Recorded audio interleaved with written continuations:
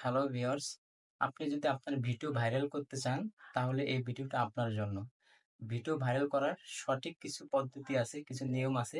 আপনারা যদি এগুলো মেইনটেইন করে দেখে যদি আপনি ভিডিও আপলোড দিতে পারেন, তাহলে আপনার নিশ্চিত 100% আপনার ভিডিও ভাইরাল হবে। তো ভিডিও ভাইরাল করার আগে আমরা কিছু কথা জেনে নেই যে YouTube অ্যালগরিদমটা আসলে কি? এটা কিভাবে কাজ করে? এটা আমাকে বুঝতে হবে।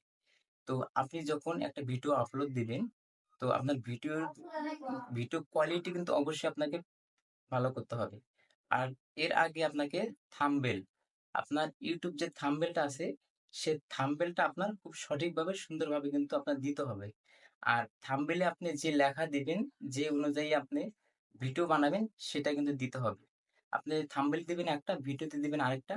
অনেক সময় দেখা যায় আপনার থাম্বনেল দেখে একজন ক্লিক করে, ক্লিক করার পরে যখন অন্য ভিডিও দেখে তখন সে রাগ হয়ে কিন্তু চলে যায়, দেখে না। আর আপনাকে থাম্বনেলটা দিতে হবে যাতে আপনার থাম্বনেলটা দেখার পরে ক্লিক করার পরে সম্পূর্ণ ভিডিওটা দেখে।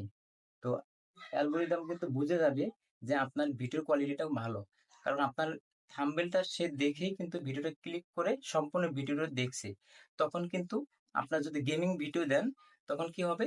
আপনার যে থাম্বনেলটা দিয়েছেন, এই থাম্বনেলের অনুযায়ী ভিডিও ক্লিক করে সম্পূর্ণ ভিডিওটা দেখার ফলে আপনাকে ইউটিউব অ্যালগরিদম যারা এই গেমিং ভিডিও পছন্দ করে, ঠিক আছে? দেখে সবসময় আপনার ভিডিওটা কিন্তু তাদের কাছে ইউটিউব কিন্তু ওইটা দিয়ে দিবে।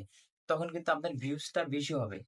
তো আপনারা সবসময় এটি খেয়াল রাখবেন, ভিডিও আপলোড করার আগে আপনার ভিডিও কোয়ালিটিটা এবং আপনার যে থাম্বনেলটা আছে, এই থাম্বনেলটা সঠিকভাবে দেওয়ার জন্য। তাহলে আপনার ভিডিওটা খুব তাড়াতাড়ি কিন্তু ভাইরাল হয়ে যাবে।